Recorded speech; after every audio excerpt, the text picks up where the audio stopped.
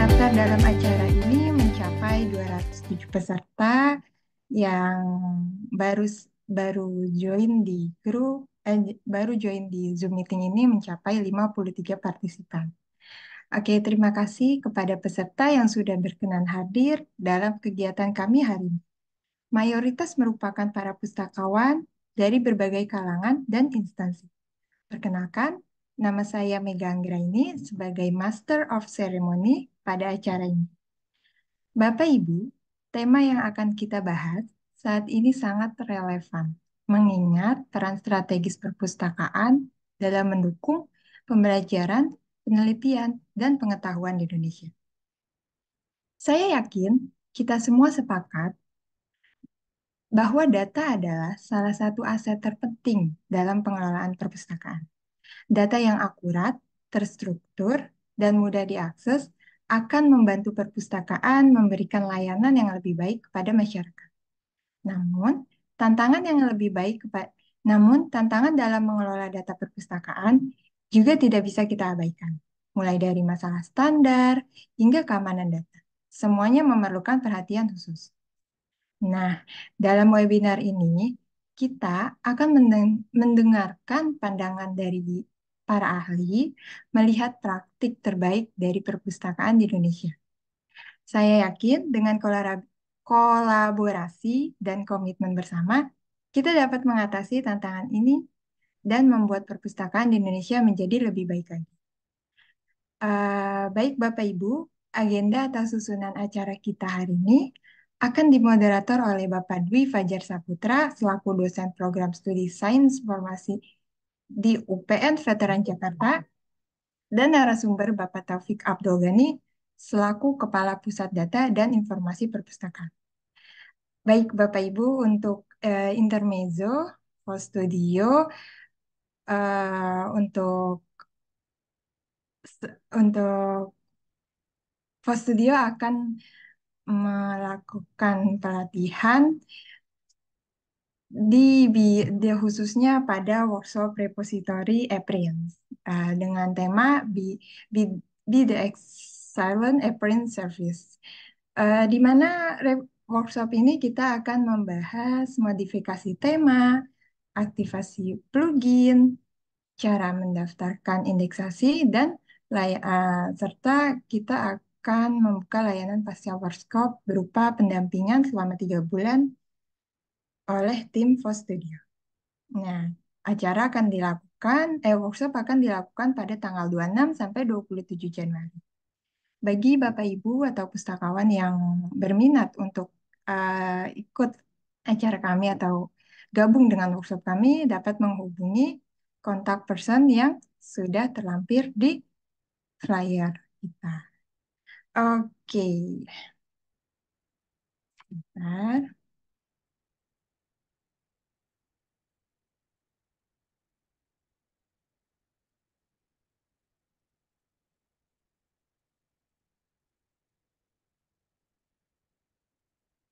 Oke, demi kelancaran acara kita, mohon Bapak Ibu semua dapat mengikuti tata tertib.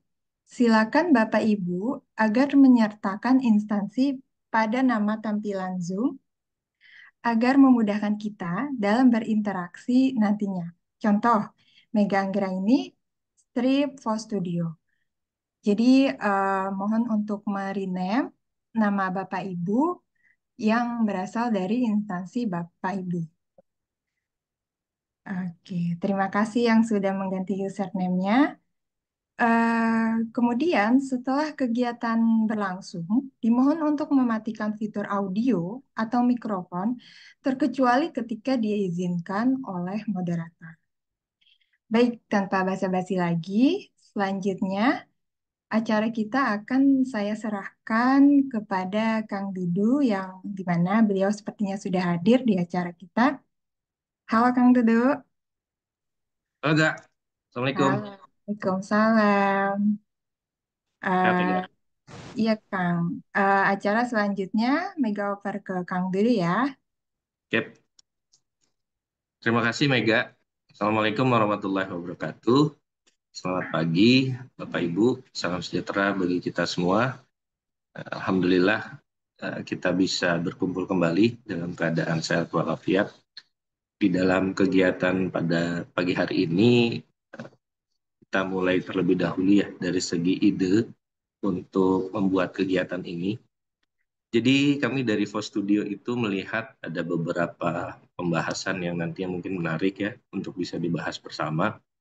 Salah satunya mengenai satu data di perpustakaan. Tahun ini itu semakin banyak kita diberikan fakta di lapangan bahwa adanya pergeseran peran ya dari perpustakaan ataupun pustakawan yang tidak hanya mengelola koleksi, tapi juga mengelola data ya, baik dari segi data mentah yang sifatnya nanti bisa dieksploratif, yang bisa menghasilkan ya kemas ulang informasi, visualisasi data, yang nantinya bisa menghasilkan juga output-output untuk mendukung pengembangan riset di kemudian hari. Nah, kemudian ada juga yang terpenting bisa kita ingat bersama, adanya peraturan mengenai Perpustakaan Nasional RI nomor 10 tahun 2021 tentang satu data perpustakaan. Nah, dari sini yang menarik, bagaimana dampak nih dari adanya peraturan perpustakaan tersebut. Kemudian, apakah nantinya dari daerah seperti misal dari perguruan tinggi, kemudian dari sekolah, dari kementerian, itu harus ada konsekuensi yang dilakukan dari masing-masing satker atau seperti apa?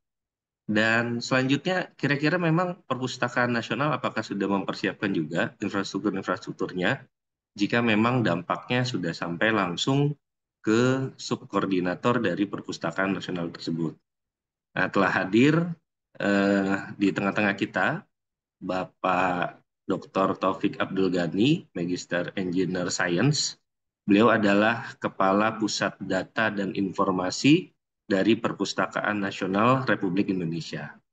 Sedikit saya sampaikan biodata singkat dari beliau. Taufik Abdul Ghani lahir di Aceh pada tahun 1969. Beliau lulus dari lulusan Teknik Komputer ITS Surabaya, Indonesia. Pada tahun 1994, beliau memperoleh gelar Magister Engineer Science, gelar dari University of Malaya, Kuala Lumpur, Malaysia, pada tahun 2002, dan mendapatkan PhD dari Departemen Ilmu Komputer Universitas Sains, Malaysia. Minat penelitian beliau dari penerapan rekayasa perangkat lunak, dan pada tahun 2021, beliau dilantik menjadi Kepala Pusat Data dan Informasi Perpustakaan Nasional. Dan saya coba menyapa terlebih dahulu beliau. Assalamualaikum Pak Taufik Abdul Ghani. Biasanya dipanggil Pak Top Gun. Assalamualaikum Bapak. Suara saya terdengar dengan baik?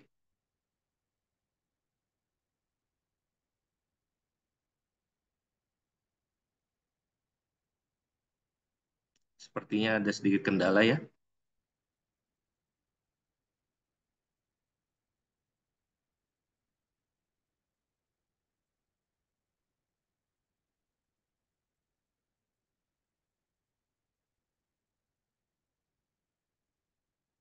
Assalamualaikum Bapak.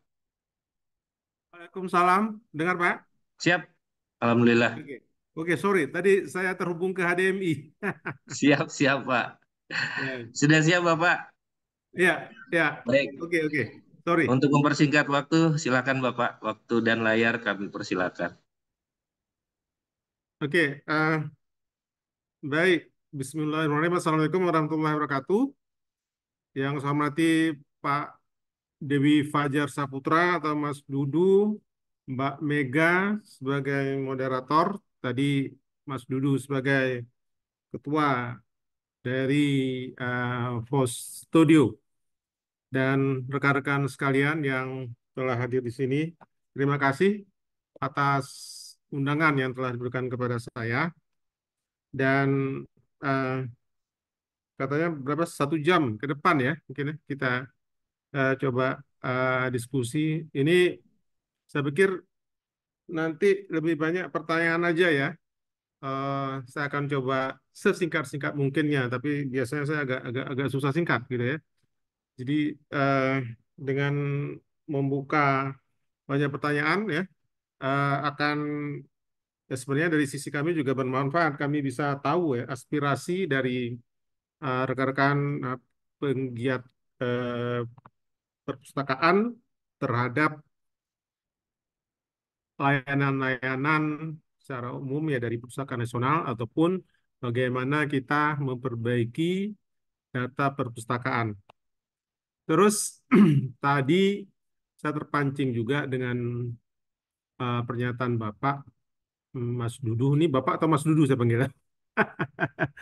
Ya. Hebat, Eh, Pak. Monggo, Pak. Mas ya. Ya. Silakan, Pak. Eh, saya terpancing juga. Jadi mengelola perpustakaan itu bukan cuma mengelola data koleksi ya, bukan mengelola konten ya. Kenapa kita juga diharapkan untuk mengelola data ya. Jadi eh, apakah dengan cuma berpusat pada konten kita bisa memberikan layanan yang terbaik bagi masyarakat ya, bagi para pemustaka yang ada di lingkungan kita atau yang menjadi anggota daripada perpustakaan kita. Jadi begini ya, eh, perpustakaan itu kan dia tujuannya adalah untuk memberikan kepuasan, ya, layanan dan kebutuhan pada penggunanya.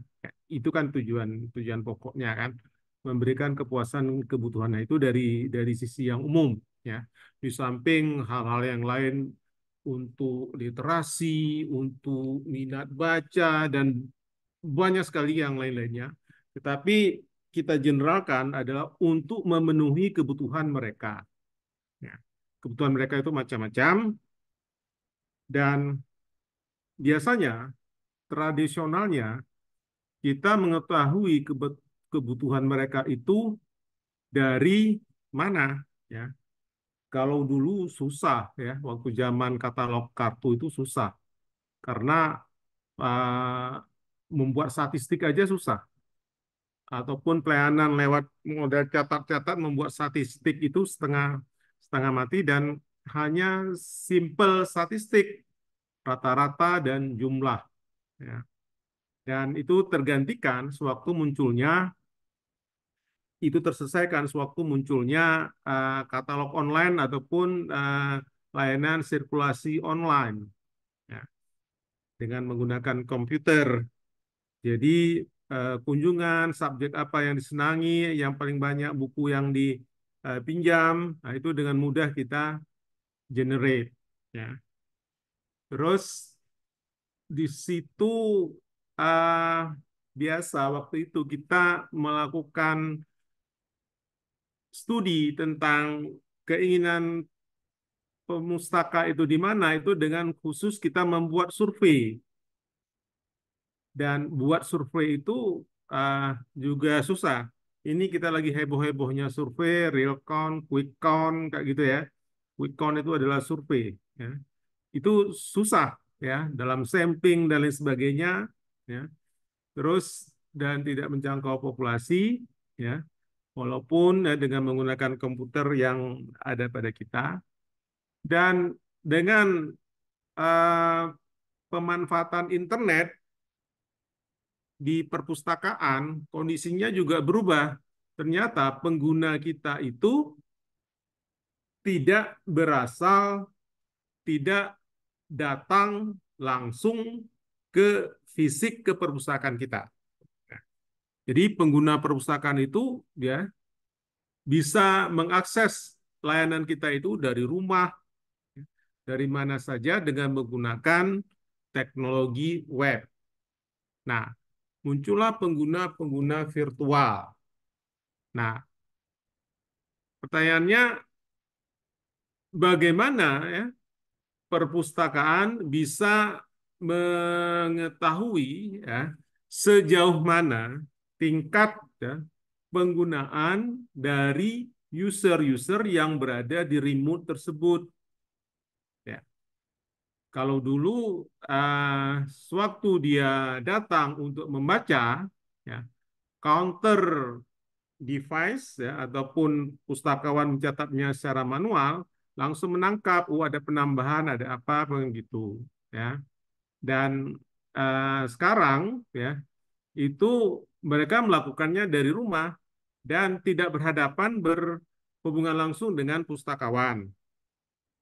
Nah, dari situ muncullah penggunaan teknik-teknik web analitik ya, di perpustakaan yang mungkin kawan-kawan sudah banyak paham itu semua. Google Analytics ya, bukan hal yang aneh lagi. Misalnya Google Analytics ya, yang paling umum, yang perangkat-perangkat open source yang lainnya juga banyak. Mungkin saya rasa juga kawan-kawan sudah mengetahuinya. Nah, dia bisa mendata juga demikian. Dan masalah pendataan ya, ini juga menjadi isu ya, di tingkat nasional ya, dan sudah dibicarakan. Jadi rekan-rekan sekalian, mungkin yang sudah kuliah S1, S2, dan S3 yang banyak melakukan penelitian untuk mendapatkan data, terutama data-data yang indikator nasional, larinya kemana? Larinya ke BPS, kan gitu. Ya, umumnya larinya ke BPS, ya, indikator ekonomi dan lain sebagainya. Nah, kita lihat bagaimana BPS mengumpulkan data tersebut. Ya, BPS mengumpulkan data tersebut dengan melakukan survei. Dia terjunkan orang-orang di lewat jaringannya, yaitu BPS yang berada di kabupaten kota, lewat kementerian-kementerian sektoralnya, ya, berapa jumlah sapi, berapa jumlah buku, berapa jumlah bis, berapa jumlah orang menggunakan pesawat udara, ya, pesawat terbang, ya, itu semua dikumpulkan. Nah, dan itu cukup melelahkan sebenarnya, ya. Ya, berapa biaya yang dikeluarkan. Nah, dan eh, sekarang, ya, eh, dalam beberapa seminar yang saya ikuti, ya, BPS sudah menyadari itu adalah cara-cara klasik ya, untuk mengetahui indikator ekonomi Indonesia. Ya, cara-cara yang lebih inovatifnya adalah memanfaatkan apa? Memanfaatkan GIS, memanfaatkan satelit, citra, memanfaatkan teknologi geospasial tadi, ya, artificial intelligence, ya. Jadi untuk mengukur ya satu zone itu makmur atau tidak, ya, miskin atau tidak, ya. Kalau dulu kan datang kita sampling, ambil berapa pendapatannya, kecukupan kalorinya, macam-macam kan, kita tanya pada responden yang menjadi sampling. Nah, dengan menggunakan teknologi sekarang, ya, BPS itu dari presentasi dari pejabat-pejabat eselon 1 dan eselon 2 yang di sana, nah, mereka itu sudah mulai memikirkan, ya, dengan mengambil citra, ya, citra dari satelit, ya, nampak kalau malam itu, ya, bagaimana terangnya daerah tersebut, bagaimana terangnya kampung-kampung tersebut, ya.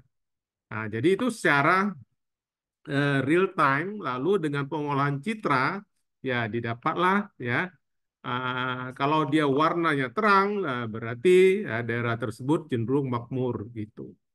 Kemudian ya, dengan menggunakan teknik-teknik tracking movement, ya, bisa tahu bagaimana pergerakan otomobil, mobil, ya, ataupun personal, ya, dalam menangkap hal tersebut gitu.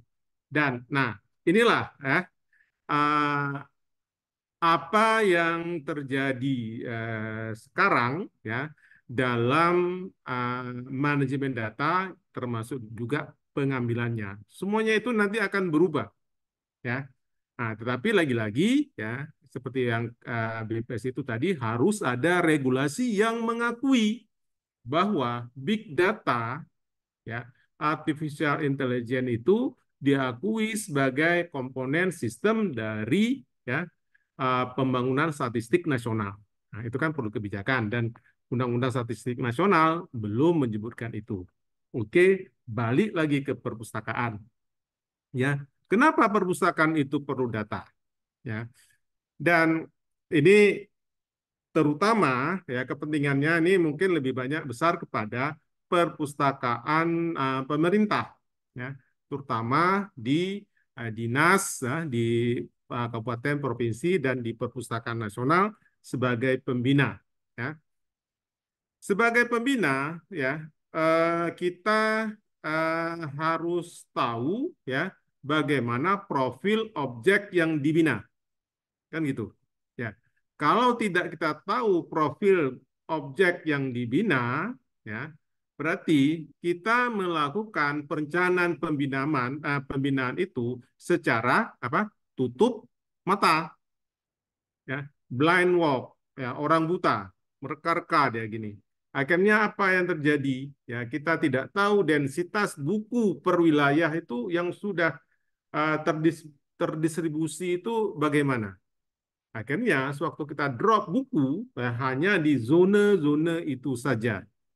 Ya, jadi kita tidak tahu sebaran pustakawan per wilayah, ya, sebaran buku, sebaran bantuan mobil keliling. Nah, itu tidak diketahui dengan tepat dan tidak tahu dengan pasti.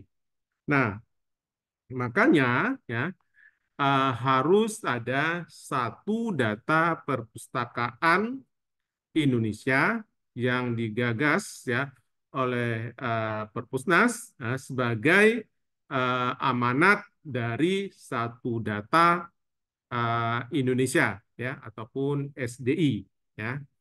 Nah, sebenarnya data itu untuk siapa? Apakah untuk Perpusnas? Tidak.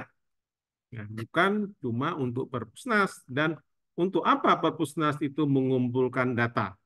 Itu, ya. Untuk apa perpustakaan provinsi, perpustakaan kabupaten kota itu mengumpulkan data di unit-unit perpustakaan Bapak dan Ibu? Ngapain mereka menyusah-nyusahkan Bapak dan Ibu saja? Nah, itu tadi jawabannya. Mereka perlu merancang pembinaan dan mereka berada dalam satu ekosistem perencanaan pembangunan daerah, pembangunan kabupaten kota, provinsi, dan di nasional. Di situ berbagai macam pemangku kepentingan terlibat dalam melakukan perencanaan pembinaan, pengangkatan P3K, pengangkatan tenaga pustakawan, sertifikasi pustakawan. Nah, itu kan perlu data-data akurat dalam pembuatan kebijakan. Ya. Nah, perpustakaan nasional ataupun perpustakaan daerah di provinsi dan kabupaten kota tidak bisa menentukan sendiri kebijakannya. Kita ini merupakan bagian daripada sistem perencanaan nasional.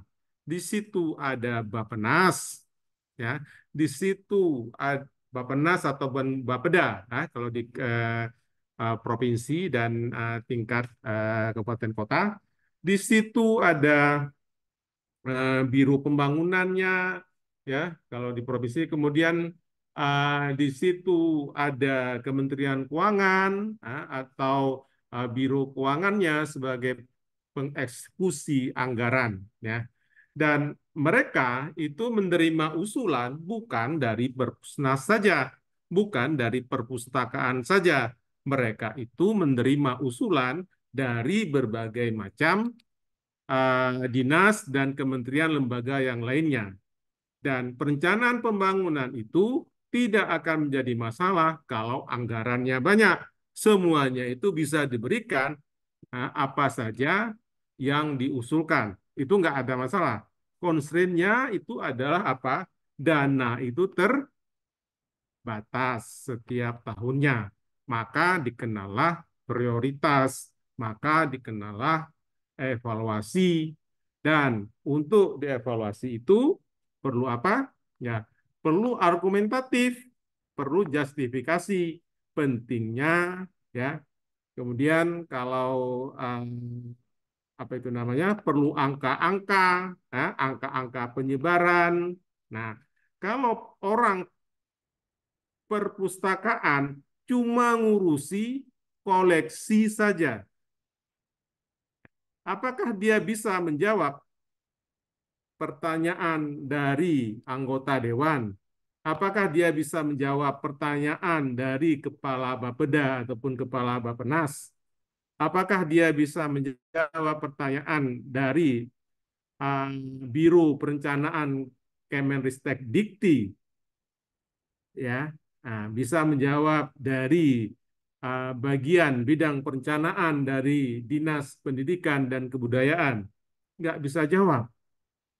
Nah, kita itu dalam mengelola perpustakaan, di samping ngurusin koleksi, ya, nah itu juga kita harus mengurusi data. Ya, menurut hemat saya, data di perpustakaan itu yang kita formulasikan kemarin di Perpustakaan Nasional itu ada 3 kelompok. Yang pertama itu adalah Oh, Pak, data, izin Pak, ya, slide-nya belum jalan ya Pak? slide-nya belum. Saya kasih pengertiannya dulu, Mas. Siap-siap. Oke, oke, oke, oke. Makasih Pak. Oke, oke, oke. Jadi, nah nanti itu kan pengertian satu data Indonesia Perpres semua itu udah standar. Mungkin rekan-rekan kita sudah tahu tuh kan. Nah, ah, jadi 3 ya. Tiga, nah, 3 itu pertama itu adalah data koleksi. Nah, data koleksi, data bibliografis, ya, itu yang kita kelola. Yang kemudian itu adalah data pembinaan.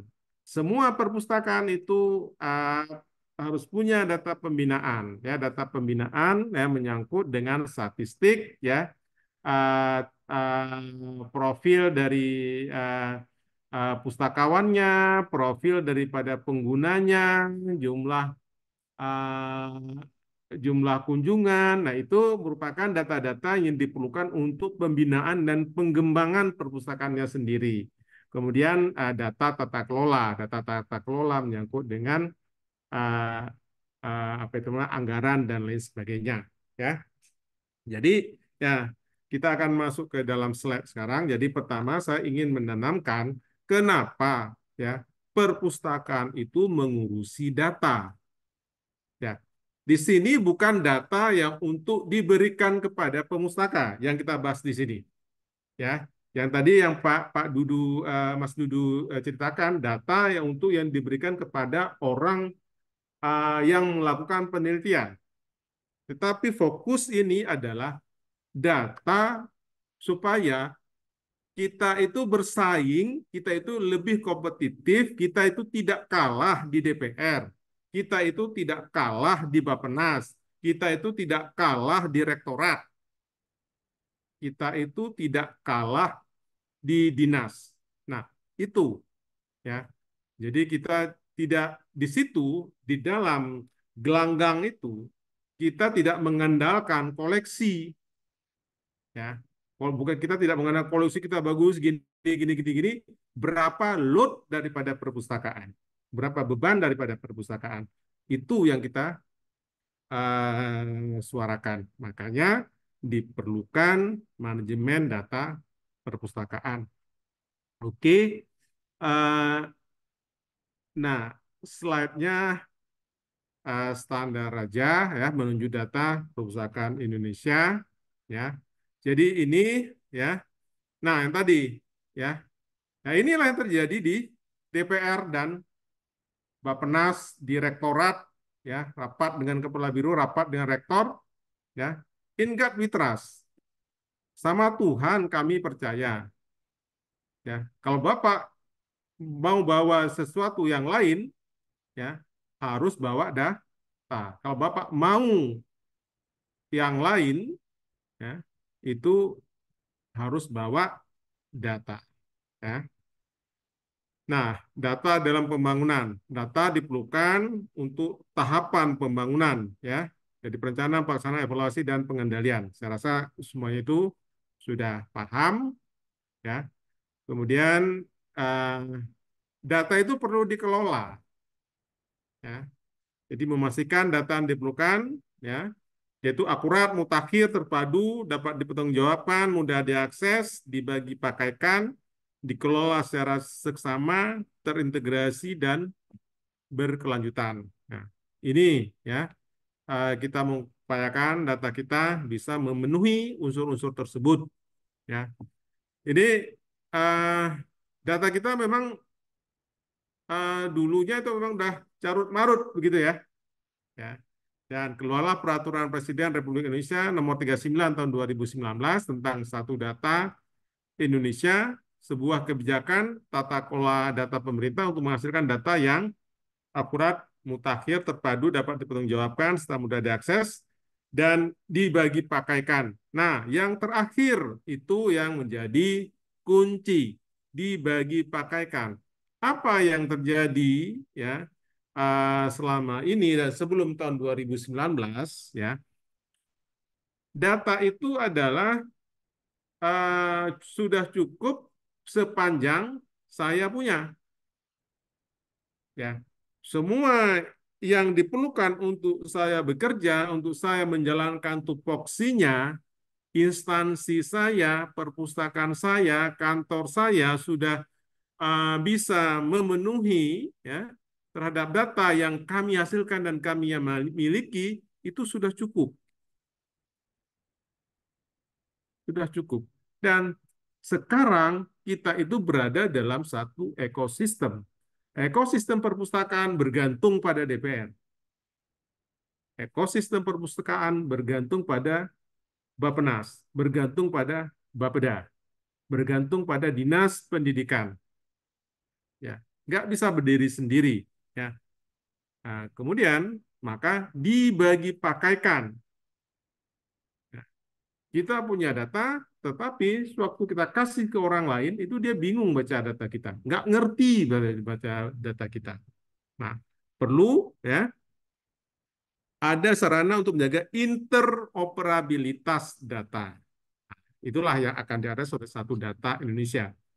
Maka supaya bisa dibagi pakaikan itu harus ada standar data, harus ada metadata, harus ada API-nya untuk interoperabilitas data. Kemudian, nah supaya nggak bingung, kode referensi dan data induk.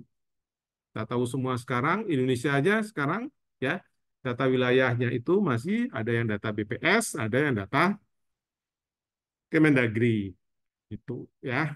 Dan nah ini standar ya, satu norma atau persyaratan ya yang harus dipenuhi ya untuk proses rekayasa dan lain sebagainya itu ada definisinya. Nah, standar data ini harus ya, menyangkut deklarasinya, konsep, definisi, klasifikasi, ukuran, dan satuan. Kemudian harus ada metadatanya, informasi terhadap struktur data yang tempat penyimpanan data tersebut, ya, dia menggambarkan data tersebut, menjelaskan data, oke.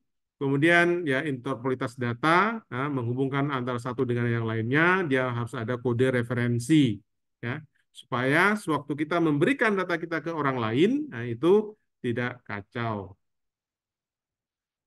Oke, dan penyelenggaranya, nah ini coba dilihat peran Bapak Ibu itu ada di mana, ya. Peran kami itu ada di wali data, ya. Kemudian di atasnya itu ada Dewan Pengarah itu Menteri, kemudian ada Pembina Data, ya, ada Biro BPS, ya, Geospasial, Keuangan, ya. Kemudian Pusdatin, Perpusnas ditunjuk sebagai wali data untuk Perpustakaan Nasional. Kemudian ada uh, produsen data, kemudian ada pengguna data. Jadi secara bertingkat ya Bapak dan Ibu dari unit perpustakaan yang ada di instansi induknya masing-masing itu adalah produsen data, kemudian ya memberikan data tersebut ya kepada Perpusnas dan aplikasinya sudah kita bentuk data.perpusnas.go.id yang akan terus kita lengkapi. Nah, tugas kami ya kita mengumpulkan, memeriksa data, menyebarkan luasan data dan membantu pembina data dalam membina produsen data. Produsen data tadi itu ada Bapak dan Ibu. Nah, intinya tugas produsen data yaitu Bapak dan Ibu yang ada di perpustakaan menghasilkan data sesuai dengan prinsip data Indonesia, kemudian menyampaikan data dan metadata kepada wali data. Oke, ini tahapannya, ya ini standar aja nih ya, perencanaan, kumpul, pemeriksaan data, dan penyelesaian data. Nah, data yang dihasilkan oleh Perpustakaan Nasional, sama juga dengan Perpustakaan Bapak dan Ibu kurang lebih, ya.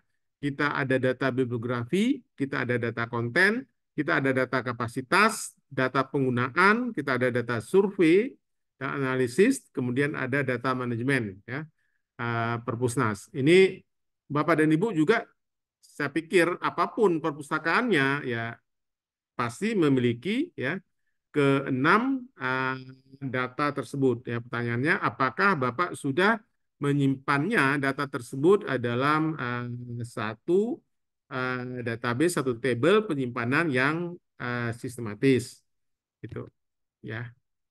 Nah, masalahnya, permasalahan standar data dan metadata belum semuanya tersedia, termasuk di Perpusnas, ya. Ya, data unggulan kita itu dari sekian banyak data itu baru 4, ya, yang kita anggap itu sudah bisa terunggulkan. Nah, sumber daya infrastruktur terbatas ketersediaannya, ya. Kemudian sistem informasi yang belum memenuhi standar, ya ini sedikit-sedikit kita perbaiki. Kemudian pembiayaan, ya di mana-mana kita mengalami ya, apa, keterbatasan dalam pembiayaan. Kemudian SDM, ya itu yang harus kita tingkatkan. Oke. Itu kemudian yang tadi ya saya ingin tunjukkan aplikasi ya eh, pendataan kita yaitu kan ya Bapak dan Ibu dari unit pustaka itu harus mengakses data.perpusnas.go.id ya. Nah, di sini eh, Bapak dan Ibu eh, bisa memasukkan ya data profil ya, dari perpustakaan Bapak dan Ibu, ya, data kelembagaan, ya, kemudian data-data statistik yang lainnya ya, yang akan terekam di sini. Ya. Saya nggak tahu, saya mengharapkan ya, semuanya itu sudah punya apa namanya, punya akun di sini atau bisa melihat data yang dimilikinya yang ada di data.perpusnas.go.id. Kemudian data dari sini kita mengumpulkan, kita punya sikan ya kita punya sikan ini berisi dataset yang ada kita kumpulkan ya jumlah tenaga fungsional pustakawan tingkat kegemaran membaca ya itu ada sikan dan perpustakaan Dogaedi itu terhubung ke Bappenas ya kemudian kita punya geoportal ya jadi data tersebut disajikan ya dalam bentuk spasial ya dalam bentuk peta nah ya, seperti ini ya jadi eh, bisa terdisplaykan ya untuk satu wilayah ya berapa apa namanya atribut ya perpustakaan yang ada di daerah tersebut yang ini kalau ini mana nih daerah Papua Barat ya oke ya terus eh, beberapa pencapaian yang sudah dilakukan ya. Jadi ini saya coba tampilkan.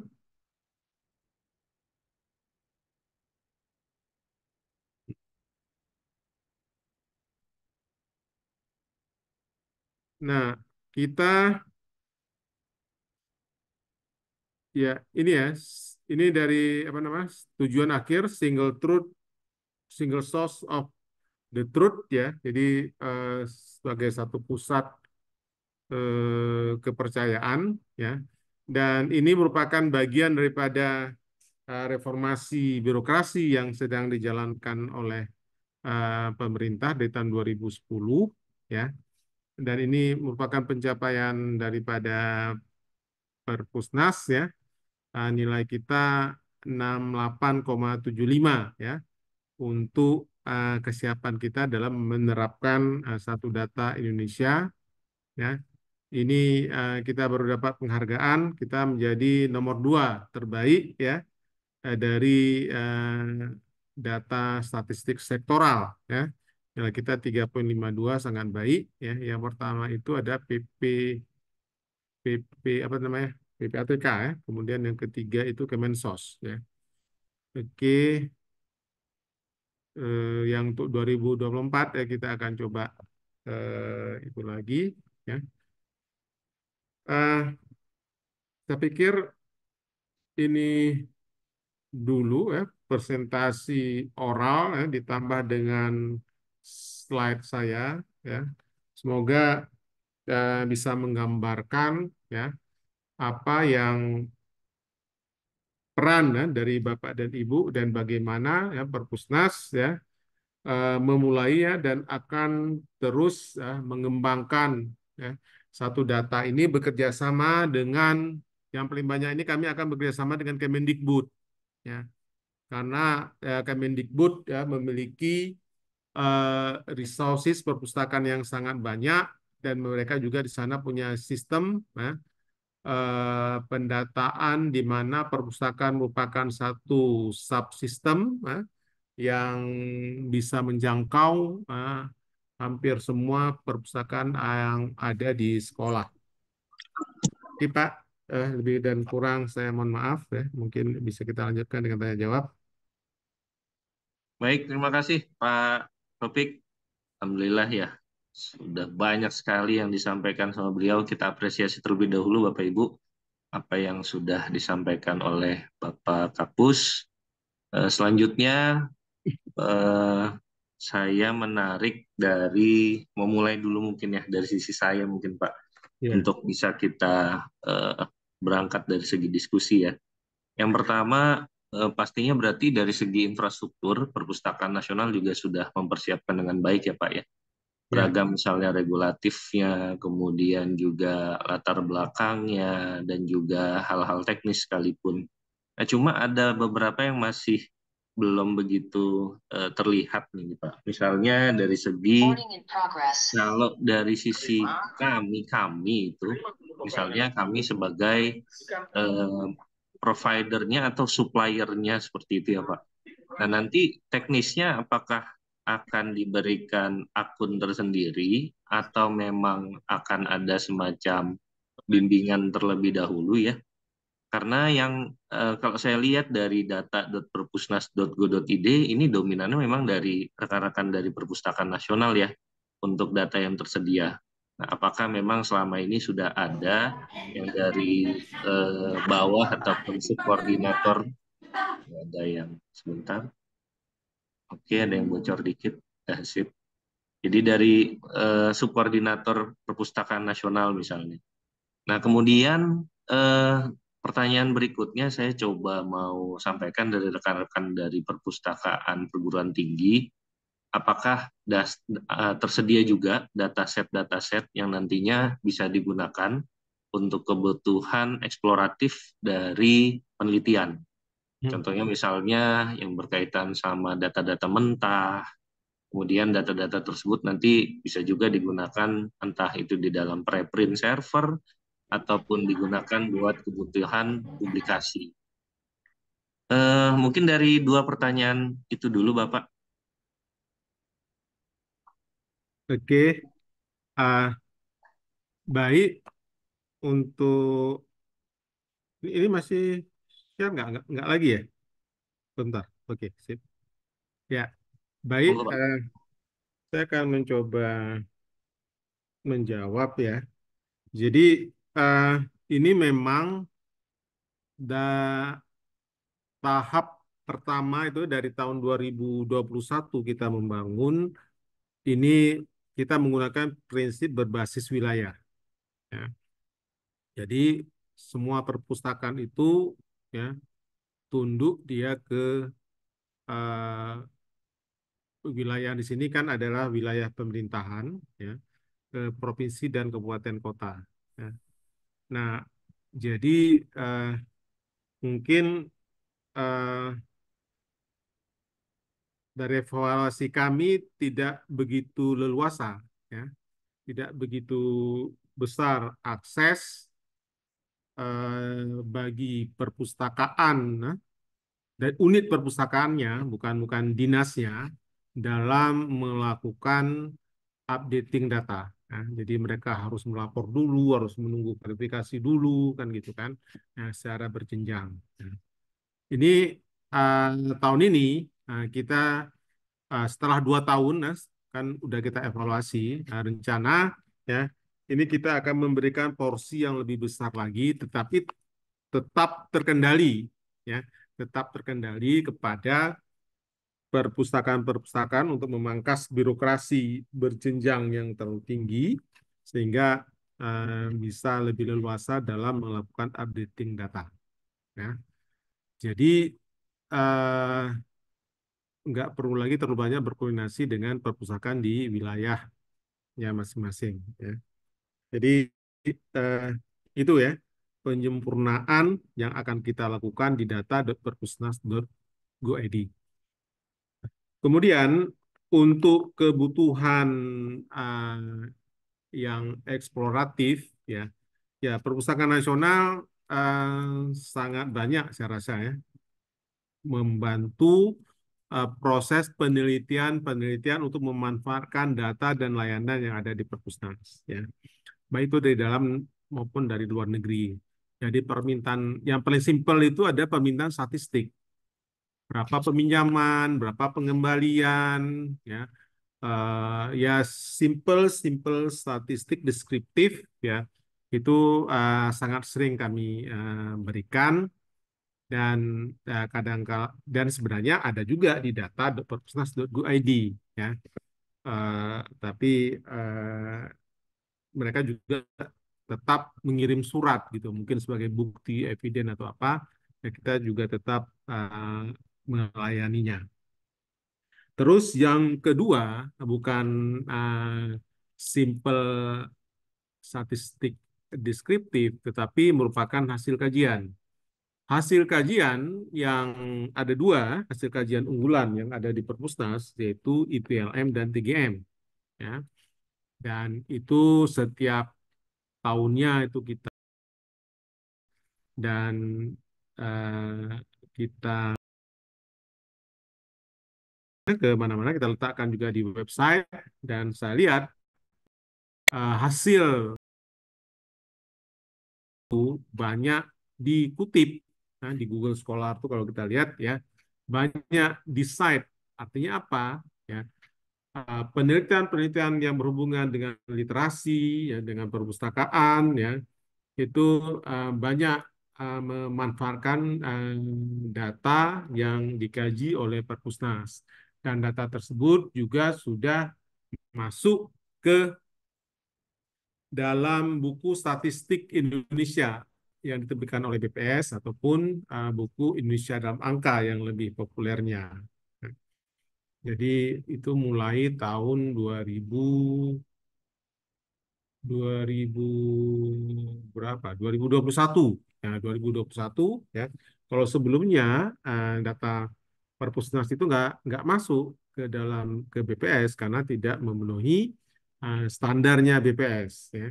Terus di 2001 akhir kita coba perbaiki, ya, ya alhamdulillah ada 4 data kita yang memenuhi, ya, dan masuk ke dalam BPS. Jadi gitu Pak, semoga terjawab. Baik, baik. Terima kasih Pak Taufik. Saya buka untuk sesi pertanyaan ke peserta Bapak. Izin. Ada coba 3 untuk di chat. Silakan Bapak Ibu jika ingin melalui chat, bisa bertanya melalui chat. Saya ambil 3 nanti ya, karena keterbatasan waktu. Kemudian ada juga yang open mic. Silakan saya berikan juga 3 dengan eh, dengan coba menyampaikan langsung kali ya, atau mungkin eh, tunjuk tangan lah ya, supaya bisa nanti eh, 2 arah gitu ya, proses yang kita jalankan ini. Saya masuk dulu dari pertanyaan yang ada di chat. Di sini sudah ada dua, Bapak. Yang pertama dari Bapak Alfa Khairin dari ITERA, Institut Teknologi Sumatera. Beliau bertanya tentang data yang ada dalam data perpustakaan, apakah terdapat data yang dapat digunakan dalam pengembangan mesin learning, dan apakah dapat diberikan akses yang baik jika seorang peneliti yang dalam hal ini saya, mahasiswa, untuk skripsi, jika ingin meneliti hal pada suatu data tersebut. Itu yang pertama, Pak, dari Pak Alfa. Kemudian yang kedua, dari Ibu Catur. Ibu Catur di STEMIC IM, izin bertanya apakah standar data, metadata, interoperabilitas data, serta kode referensi data itu dapat digunakan pada program AI yang ada di dalam layanan perpustakaan. Nah, ini pertanyaannya menarik-menarik, Bapak. Sudah ada sentuhan-sentuhan dari beberapa teknologi terbaru ya, seperti misalnya machine learning dan juga AI. Monggo Bapak, bisa dimulai dulu untuk menjawab dua pertanyaan tersebut. Ya, memang AI itu lagi booming ya. Ada tiga tulisan saya yang terbaru di Kompas itu menyangkut dengan uh, kecerdasan buatan, ya. Satu lagi di Kumparan, ya. Dua lagi ini lagi di review, ya, belum terpublish ya. Itu semuanya menyangkut dengan inovasi baru, ya. Oke, nah untuk machine learning, jadi kalau Bapak ingin, memang gini ya, data itu kalau dia single, ya, dia itu tidak bermakna. Betul ya? Jadi cuma satu table, dia tidak tidak bermakna.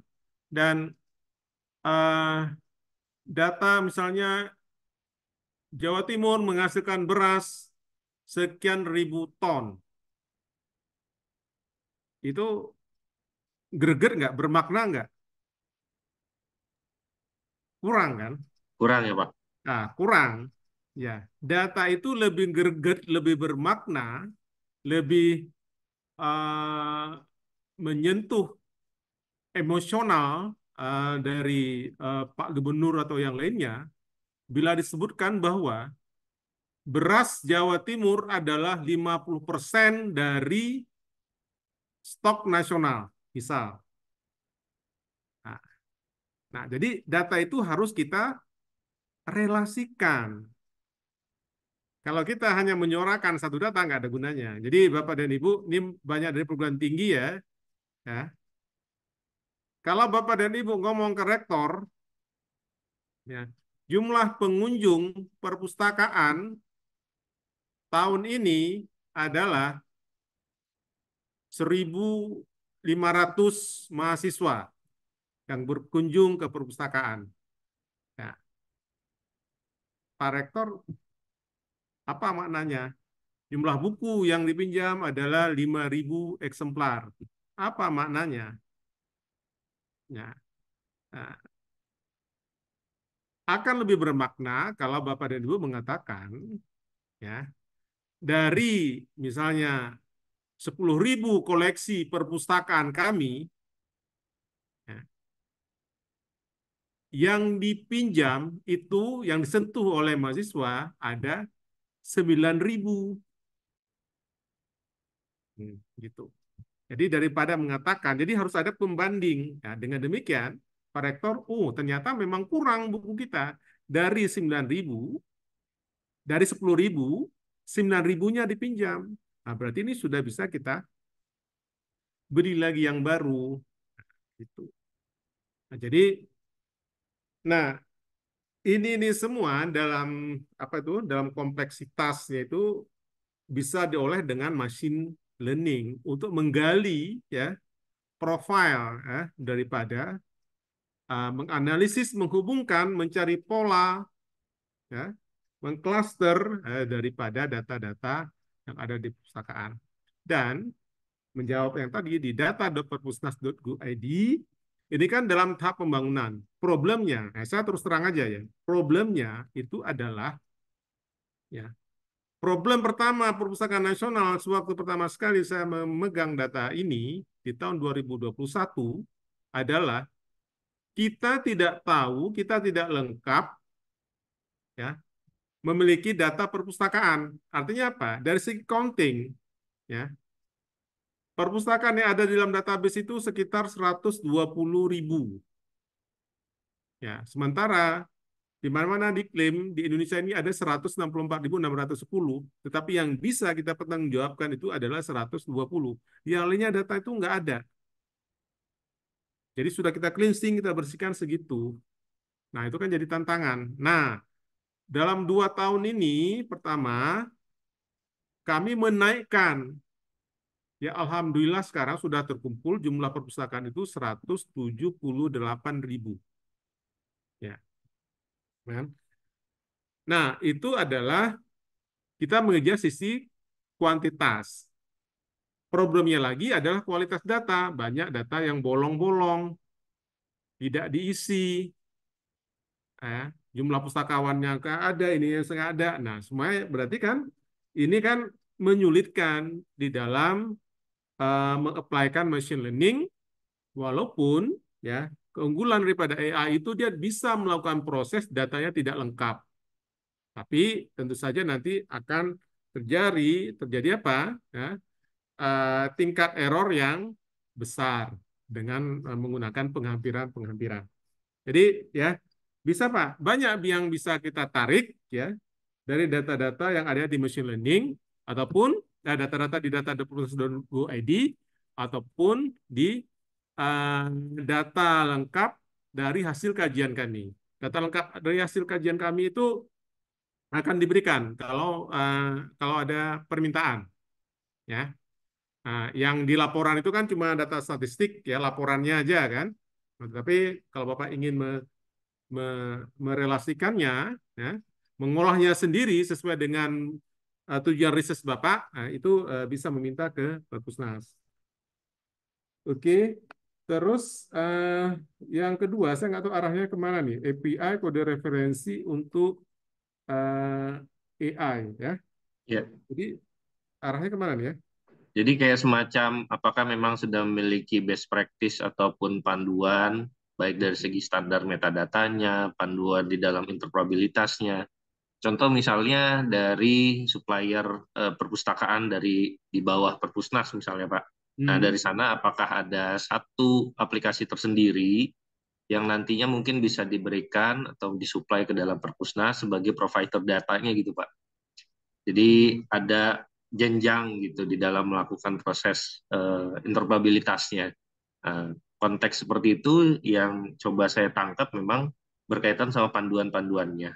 Dan memungkinkan juga nggak di dalam apa yang sudah dilakukan oleh Perpusnas itu menggunakan fasilitas ataupun program layanan yang ada di dalam AI. Contohnya misalnya apakah dengan menggunakan ChatGPT juga itu bisa dilakukan pengambilan datanya yang disediakan di dalam data Perpusnas atau hal-hal lain yang memang berkaitan sama AI. Demikian Bapak. Oke, yang sejauh ini ya API itu kita ada ya. Jadi sudah menjadi standar bahwa semua program Perpusnas itu dilengkapi dengan API. Dan pemberian tentu kan ada protokolnya itu Pak ya. Ada kalau ingin dimanfaatkan ya API tersebut ya. Jadi artinya API itu tidak dipublikkan ini dibagi-bagi semua gitu kan, tetapi itu dengan sesuai dengan permintaan ataupun dengan proposal ya. Jadi ada keperluan Bapak untuk memberikan atau memanfaatkan API yang ada untuk apa saja any application itu boleh bersurat. Nah, nanti kita akan proses, kita akan buat NDA-nya ya. Kemudian profil Bapak juga akan kita lihat Bapak itu mau mewakili siapa ya. Nah, jadi nanti bisa kita berikan ya API-nya kita luluskan. Tapi jangan atas nama perorangan ya, tapi atas nama institusi. Ini adalah untuk akuntabilitasnya. Nanti kita berikan tokennya dan sebagainya ya. Terus, nah, dengan API tersebut ya, nanti Bapak bisa memanfaatkan untuk ya aplikasi apa saja. AI itu kan tadi kan ditanyakan AI itu kan adalah aplikasi yang dibangun uh, di sisi Bapak gitu kan. Ya. Silakan Bapak mau bangun untuk kepentingan ataupun keperluan apa saja begitu. Ya, terima kasih. Baik, makasih Pak Topik. Satu lagi dari chat di sini, sepertinya dari rekan-rekan ITERA banyak yang bergabung ini Pak. Atas nama Pak Doni ya, bagaimana cara satu data perpustakaan akan mengakomodasi dan merespon kebutuhan perpustakaan di daerah terpencil? Mm-mm. Oke, jadi ke ada satu program Perpusnas ya tahun ini ya membantu 10.000 perpustakaan desa. Nah, itu baru di baru dicetuskan ya dan ini menunggu pembahasan Perpusnas mungkin dalam Bappenas saat dan Kementerian Keuangan dalam 1 dan 2 minggu ini mungkin rilis program tersebut dan bisa dieksekusi ya sebelum pertengahan tahun ya dan sasarannya itu adalah perpustakaan desa ya termasuk juga perpustakaan di daerah terpencil ya. Jadi di situ akan diberikan bantuan buku, sarana dan prasarana, dan juga eh, pendampingan. Ya, ada trainer-trainernya yang akan menggerakkan pemanfaatan dari buku tersebut. Ya, selama ini kan banyak kadang-kadang di drop bantuan-bantuan, tetapi bantuan tersebut terduduk begitu saja, tidak dimanfaatkan. Nah, itu banyak banyak menjadi temuan ya dari pihak instansi ataupun pihak-pihak yang menangani pengawasan, ya, inspektorat dan sebagainya. Ya.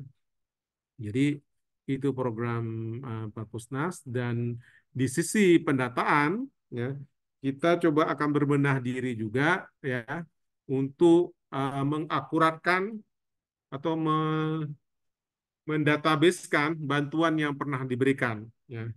Jadi terus terang beberapa periode yang lalu ya fokusnya itu ada kasih bantuan, kasih buku terus gini kan. Tapi banyak yang tidak tercatat, bukunya tidak tercatat gitu kan. Terus ke perpustakaan yang mana itu kadang-kadang tidak menggunakan kode referensi ya yang tepat sehingga kita tidak bisa melakukan pemetaan ya, bagaimana distribusi bantuan yang telah diberikan oleh Perpusnas. Nah, ini eh, memang saya akui gitu ya. Kami juga mengakui banyak PR ya yang harus kami hadapi ya di Pusdatin ya dalam implementasi teknologi informasi komunikasi di Perpusnas. Yang paling utama adalah masalah satu data perpustakaan di Indonesia ini. Oke, terima kasih. Baik Pak, terima kasih atas penjelasannya. Untuk sesi di chat, saya pikir cukup ya. Ya. Berikutnya untuk yang raise hand maksudnya. Jadi silakan bagi yang ingin raise hand, kami berikan 3 kesempatan bagi Bapak Ibu yang ingin bertanya langsung ke Pak Kapus. Rekan-rekan panitia mungkin bisa dibantu. Apakah ada yang raise hand?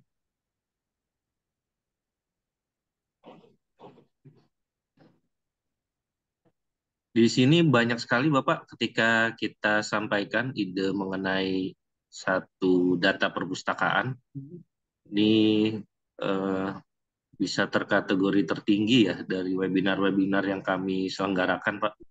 Nah Iya. total sampai sekarang sudah sampai 157 peserta ya. Oh, Jadi mungkin menarik ya Pak, dan mungkin juga bisa diimplementasikan ataupun didiskusikan kembali dari pihak Perpustakaan Nasional karena memang topiknya cukup menarik dan nanti mungkin bisa memperkuat ya dari segi Oke. hal-hal yang memang masih kurang gitu ya Pak. Ada lagi Bapak Ibu untuk yang resen? Tidak ada yang resen. Kalau tidak ada yang resen, satu pertanyaan lagi dari chat saya akan sampaikan ke Pak Kapus dan itu merupakan sesi terakhir ya dari tanya jawab. Kasih kesempatan bagi peserta ngomong langsung, nggak ada. Silakan. Nggak ada yang mau nih Pak. Nah, nggak ada yang mau. Biar hidup sedikit acaranya. Iya, Hmm. silakan Bapak Ibu. Masih banyak yang ada dua ini malah yang melalui chat. Pak Suradi atau Mas Bella, saya undang Mas Bella untuk ngomong langsung. Beliau dari BBPFP Serang. Baik, Mas. Hmm, Silakan Mas Bella, pertanyaannya. Mas Dudu, terima kasih. Masuk nggak suara saya? Masuk. Masuk, Oh, masuk. masuk. Oke. Bapak izin bertanya ya, Pak, terkait dengan sistem pengelolaannya, Pak. Kan Ya, kita pasti akan ada kendala, Pak, terkait dengan pemeliharaan, Pak ya. ya. Ah, di sini kan kita memang satu data ini dari masing-masing software kan yang berbeda tuh. Hmm. Nah, terkait dengan pembaruan sistemnya ini, apakah kita juga ikut memperbarui di sistem kita sebagai pengelola di Hmm. masing-masing instansi ya? Ataukah hanya terpusatnya saja? Hmm. Ataukah hanya maksudnya apa namanya wadah pusatnya saja yang akan nanti terbarui gitu secara berkala itu? Karena kan kalau tidak diperbarui nanti pasti ada cacing ya atau enggak seperti apa ya namanya hack seperti itulah gitu. Hmm. Mohon izin arahannya Pak. Terima kasih sebelumnya. Terima kasih Mas Dudu. Ya. Oke, Sama-sama. Pak.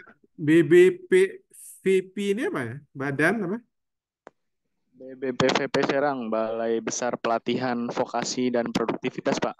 Kita Oh, di bawah Kementerian Ketenagakerjaan ya. oh iya, iya, iya. Iya, Makasih. seperti itu Pak. Pengetahuan baru juga bagi saya. Jadi Iya, kayak BLK ya, BLK ya. BLK, iya benar. Dulu BLK udah berubah ya. Dulu BLK, ya. Sekarang sudah berubah, jadi lebih Oh, sub aja gitu. gitu, gitu, gitu. Mm-mm. Lebih keren, vokasional itu, bukan. Iya Pak. Kalau kalau zaman saya masih SMA dulu kan untuk kuliah itu kan namanya BLK. Ya. BLK, benar Pak. Oke, oke. Baik, Mm. pengetahuan baru bagi saya. Jadi gini Pak Siap. ya, jadi sekarang ini kan aplikasi dari di Indonesia ini kan kebijakan SPBE itu kan diarahkan menjadi tersentralisasi ya, cloud base ya, bukan aplikasi itu didistribusikan di unit-unit di seluruh Indonesia ya sebagai standalone application ataupun standalone yang nanti diintegrasikan. Konsepnya ini kan sekarang model cloud ya, dan juga model tersentralisasi.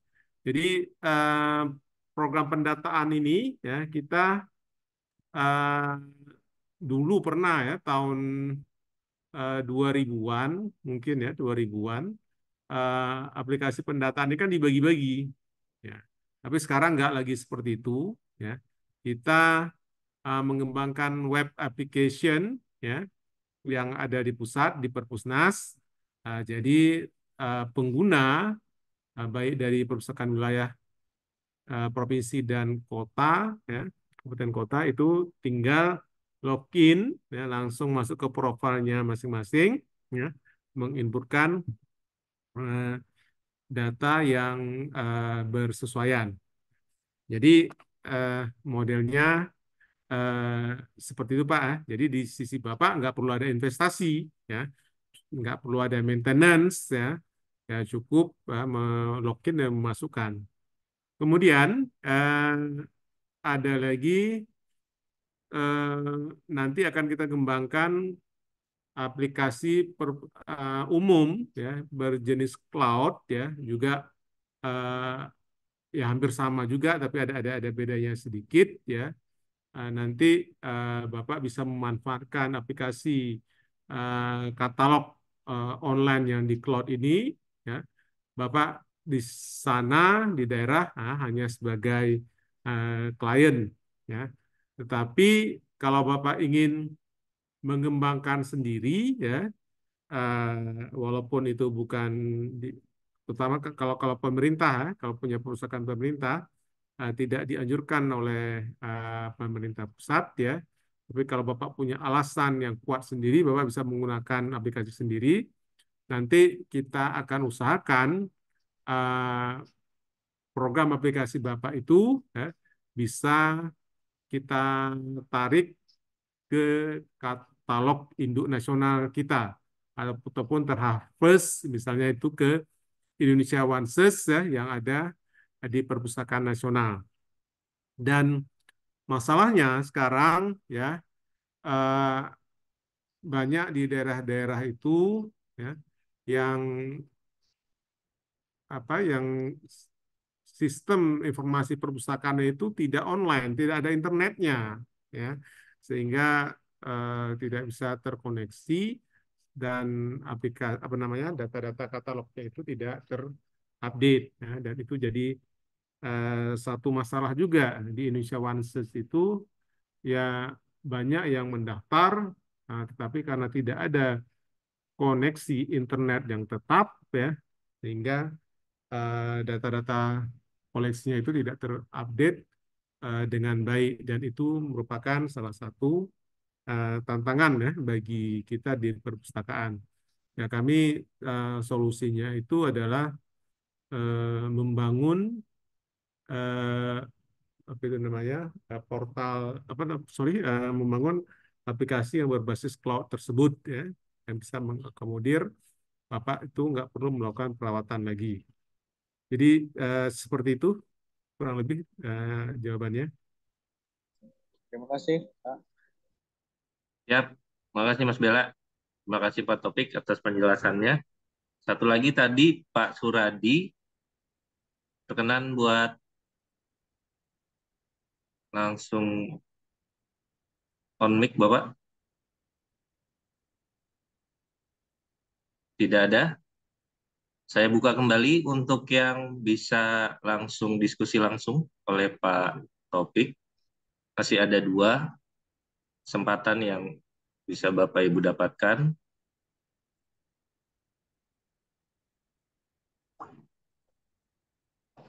Silakan. Tidak ada. Kalau tidak ada berarti saya coba mau masuk dari pertanyaan yang disampaikan sama Mas Bella tadi, Bapak. Jadi kalau yang berkaitan sama cloud base tadi, berarti sudah mulai banyak yang memang penggunanya, ya Pak, ya, dari aplikasi yang tadi basisnya itu adalah cloud. Nah, kira-kira itu sejak kapan ya Pak ya di dalam pelaksanaan, dan apakah pelaksanaannya tersebut juga ada kendala-kendala sekarang yang memang masih terjadi gitu Pak? Karena pastinya kalau kita bicara eksistensi dari sebuah aplikasi, tidak serta-merta sehari 2 hari ataupun setahun 2 tahun ya Pak ya. Ya, ya. Pastinya ada beberapa pengembangan ke depan yang mungkin nanti Ya. bisa di-sharing juga oleh kami. Monggo Bapak.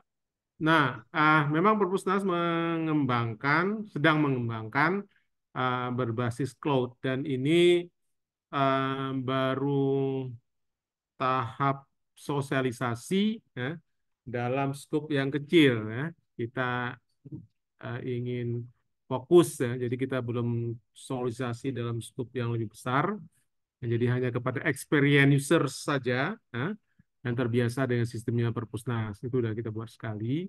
Dan dari sisi jadwalnya, ini sosialisasi ataupun uji coba ini akan kita besarkan, ya, akan kita perluas lagi, ya. Dan di samping itu sedang juga kita siapkan regulasinya dengan Kemenpan RB, ya. Jadi pembahasan dengan Kemenpan RB, jadi ada 2 sisi yang sedang kita jalankan, ya. Jadi memang agak terlambat, ya, kami akui, ya, agak terlambat, tapi agak terlambat progresnya, ya. Dan ini coba kita usahakan ya, eh, pertengahan tahun ini ya bisa kita sosialisasikan lebih besar lagi, dan Bapak dan Ibu nanti bisa menggunakannya. Jadi gitu, Pak. Siap. Dan itu berlaku untuk semua kategori perpustakaan ya Pak, nantinya berarti ya? Ya, itu kan merupakan aplikasi umum perpustakaan ya, jadi bukan khusus untuk tertentu, dan sasarannya Hmm. adalah bagi perpustakaan yang kesulitan ya, di dalam Oh. melakukan hosting, ya, melakukan pemeliharaan data data center, kan gitu Hmm. kan, itu tujuan sasaran utamanya. Kita punya 512 ya, lebih kurang perpustakaan kabupaten kota. Ya. Oh. Nah, 512 perpustakaan kabupaten kota yang sebenarnya itu mereka adalah pembina, tetapi yang sudah online ya, punya katalog sendiri ya, sistem katalog sendiri dan katalog online itu hanya beberapa lah ya, beberapa persen lah ya, sangat sangat sedikit sekali ya. Eh, dan ini jadi jadi masalah kan gitu kan. Nah, seharusnya mereka itu kan lebih unggul dari perpustakaan-perpustakaan yang dibinanya, gitu kan. Kita tahu seperti daerah itu kadang-kadang ada perpustakaan perguruan tingginya itu kan lebih lebih advance ya Iya. daripada perpustakaan di kabupaten kota itu sendiri. Itu Hmm. dan target pertama kita itu di perpustakaan-perpustakaan tersebut ya. Rata-rata mereka kan nggak bisa mengonlinekannya, itu kan nggak punya sarana. Dan saya lihat sebenarnya kalau di daerah itu kerjasama dengan Kominfo-nya bagus, ya masalah itu terselesaikan lah. Kita lihat ya Kominfo ya, dengan SBBE, dengan program-program penguatan itu sebenarnya mereka sudah cukup kuat ya untuk pengelolaan data centernya di situ. Nah, tetapi ya banyak sekali mungkin karena ini masalahnya di daerah itu, di kabupaten kota, urusan perpustakaan itu memang penting, tapi Hmm. selalu terkesampingkan, selalu kalah. Nah, gitu ya. Maka di kabupaten kota itu ya dinas-dinas Kominfo-nya itu mereka lebih memperhatikan apa? Aplikasi-aplikasi kependudukan, aplikasi-aplikasi kesejahteraan rakyat, atau aplikasi-aplikasi kepegawaian, SIMPE, keuangan, aset, gitu ya. Nah, Oke. itu kan cukup banyak ya, aplikasi-aplikasi pembangunan untuk yang di kantor bupati gitu ya, di kantor Bappenas, di kantor Bapeda, di kantor dinas, ya. Tetapi ya, dukungan terhadap aplikasi perpustakaan, nah, itu eh, banyak sekali saya lihat komunikasi antar dinas itu nggak nggak klop gitu loh. Baik. Jadi itulah kendala. Siap Bapak. Terima kasih Pak. Oke. Jika tidak ada pertanyaan lagi, saya akan tutup sesi pemaparan materi dari Bapak Taufik Abdul Ghani. Selanjutnya, saya akan menyampaikan beberapa kesimpulan yang coba saya catat dari apa yang dipaparkan oleh Bapak. Yang pertama berkaitan sama satu data perpustakaan, dimulai dari adanya satu bentuk perubahan paradigma dan juga infrastruktur, dan kemudian adanya pemanfaatan dari segi perangkat pendukung seperti misalnya teknologi yang sekarang digunakan. Dan Perpustakaan Nasional fokus terlebih dahulu sebagai pembina dari perpustakaan di Indonesia dengan adanya beberapa proyek ya ataupun program, salah satunya adalah yang berbasis wilayah. Nah, dari situ didapatkan tiga aspek utama yang berkaitan sama data. Pertama, data koleksi. Kedua, data pembinaan yang berkaitan mengenai statistik, profil, jumlah kunjungan, dan lain sebagainya. Dan yang ketiga adalah data mengenai tata kelola. Nah, demikian dari simpulan yang coba saya buat dari apa yang sudah dipaparkan oleh Bapak Taufik Abdul Ghani. Kita berikan aplaus yang meriah oleh seluruh peserta untuk Bapak Taufik Abdul Ghani. Terima kasih banyak Bapak atas atensi dan juga kesempatan yang sudah diberikan. Dan kami berikan apresiasi dalam bentuk sertifikat Bapak, mohon izin. Ya, Kami ucapkan terima kasih sebelumnya atas waktu dan terima juga kasih. kesediaan Bapak di dalam sebagai narasumber ya dari kegiatan Satu Data Perpustakaan di Indonesia. Dan selanjutnya saya kembalikan lagi ke Mega selaku MC pada kegiatan hari ini. Assalamualaikum warahmatullahi wabarakatuh. Waalaikumsalam warahmatullahi wabarakatuh. Terima kasih Kang Dudu sebagai selaku moderator dan Pak Taufik Abdul Ghani sebagai narasumber. Syukur akhirnya kita berada di ujung ujung acara kita. Untuk absensi, saya sudah share di chat, jadi Bapak Ibu sudah bisa melakukan absensi mulai dari sekarang. Nah, untuk sebagai kenang-kenangan, kita bisa untuk melakukan picture capture. Ya, Bapak Ibu bisa dipersilakan untuk on cam kamera, yang nantinya saya akan eh, screen capture dan untuk dijadikan sebuah kenang-kenangan. Oke, Bapak Ibu, bisa on cam, kita foto bersama terlebih dahulu. Eh, oke ya, saya mulai ya. Satu, dua, tiga, cheese. Oke, slide selanjutnya. Satu, dua, tiga, smile. Oke, lagi. Satu, dua, tiga. Oke, sebentar. Ini salah satu record ya untuk kita ya. Pesertanya mencapai 164. Oke, terima kasih Bapak. Terima kasih Bapak Ibu semua. Akhirnya eh, kita telah menyelesaikan acara kita. Terima kasih juga untuk para peserta yang sudah hadir. Semoga diskusi yang kita dapat hari ini bermanfaat untuk keberlangsungan data yang ada di perpustakaan Indonesia. Sampai bertemu kembali di acara kita selanjutnya. Terima kasih. Terima kasih Mega. Terima kasih Pak Taufik. Yuk, terima kasih. Siap Bapak. Sehat-sehat Pak. Yuk.